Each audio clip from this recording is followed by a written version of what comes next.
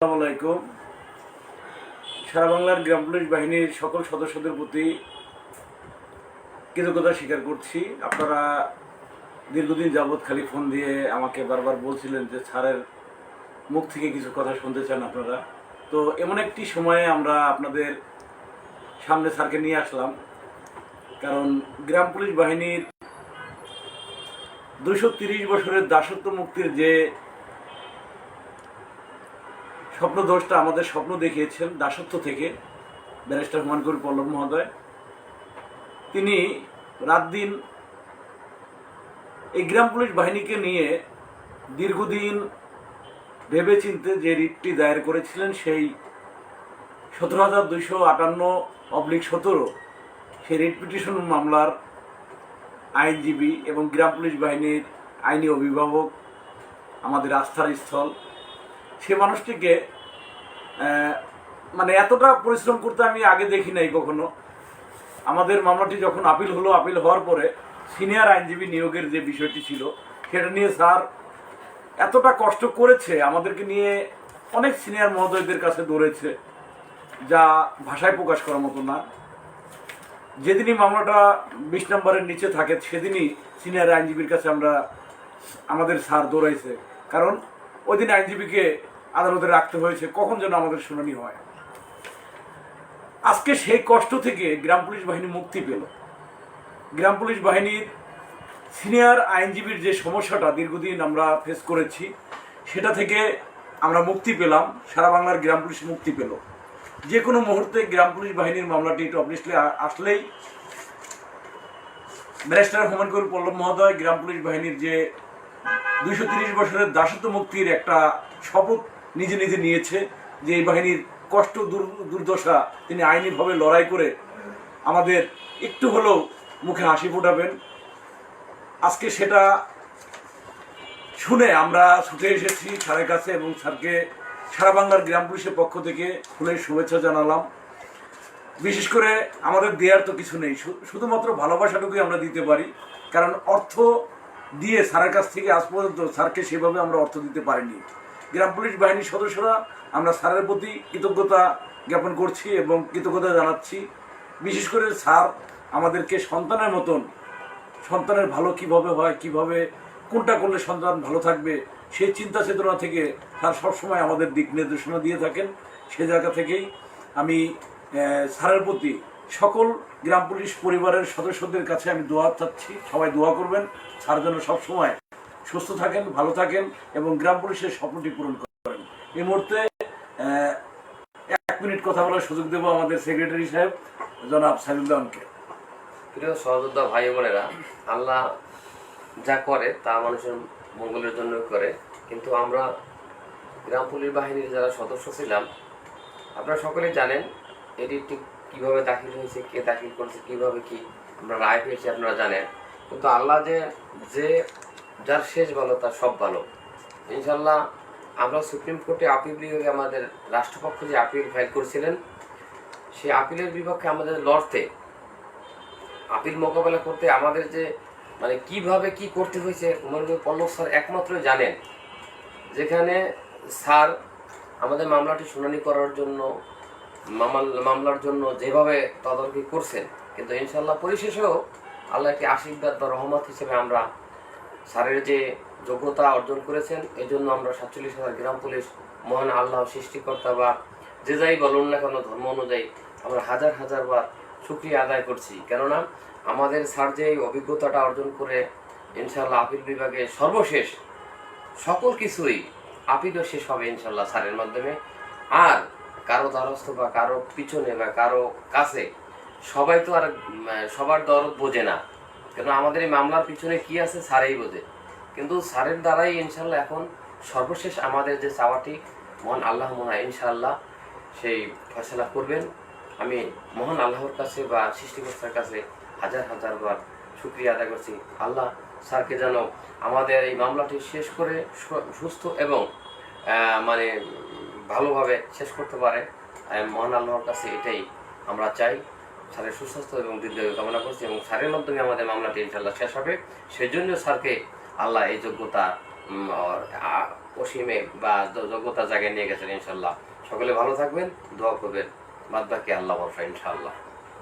ধন্যবাদ সাইদুল রহমানকে, সেই সাথে গ্রাম পুলিশ সদস্যদের দুঃসময়ের কাণ্ডারি, গ্রাম পুলিশ সদস্যদের পথ প্রদর্শক এবং আমাদের সকলেরই আস্থাভাজন এবং অভিভাবক ব্যারিস্টার হুমায়ুন কবির পল্লব মহোদয়কে সারা বাংলার গ্রাম পুলিশ পরিবারের সদস্যদের উদ্দেশ্যে কিছু বলার জন্য অনুরোধ করছি স্যার।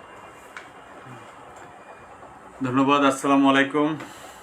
আজকে নিশ্চয়ই একটি ভালো সময় আমার জন্য, এবং এই ভালো সময়টা আপনাদের জন্য ইনশাআল্লাহ আশা করি।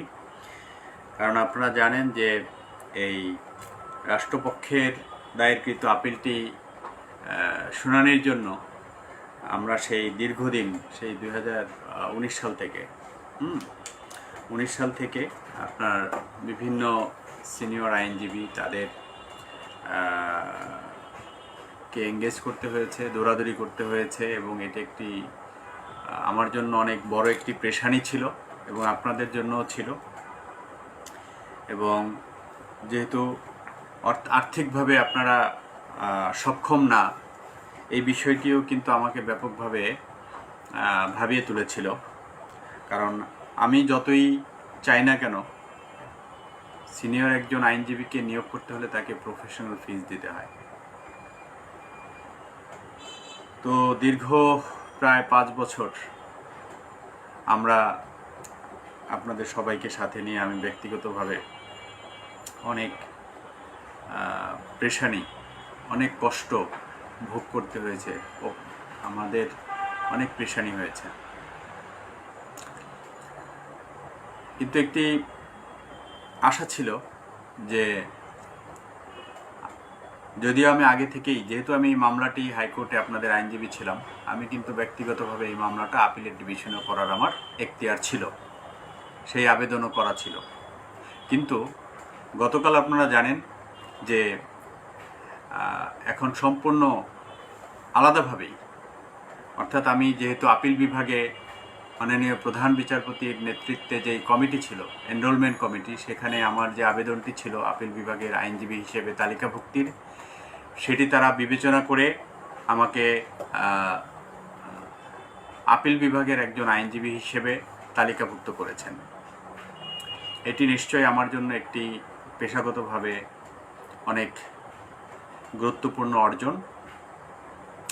একই সাথে আমি বিশ্বাস করি আপনাদের এই আপিল মামলাতে দীর্ঘদিন যাবৎ যেই অসুবিধাটি ছিল আমাদের জন্য, আপনাদের জন্য, আমার জন্য, সেই অসুবিধাটা সম্পূর্ণরূপেই এখন সেটা থেকে আমরা মুক্তি পাচ্ছি। কারণ এখন কোনো সিনিয়র আইনজীবী এঙ্গেজড না হলেও অথবা এঙ্গেজ না করলেও আমি নিজেই এই মামলাটির শুনানি করার আইনগতভাবে এখতিয়ার রয়েছে। এই বিষয়টি অত্যন্ত গুরুত্বপূর্ণ। আমার জীবনের অনেক স্বপ্নের একটি মামলা, যেখানে 47,000 সদস্যদের পরিবারবর্গ সহ সারা বাংলাদেশের আনাচে কানাচে ছড়িয়ে ছিটিয়ে থাকা গ্রাম পুলিশের সদস্য এবং তার পরিবারের সবাইকে আমাকে দেখতে হয়, এবং আপনাদের সবার প্রতি আমার অকৃত্রিম দোয়া, ভালোবাসা, শ্রদ্ধা সবই রয়েছে।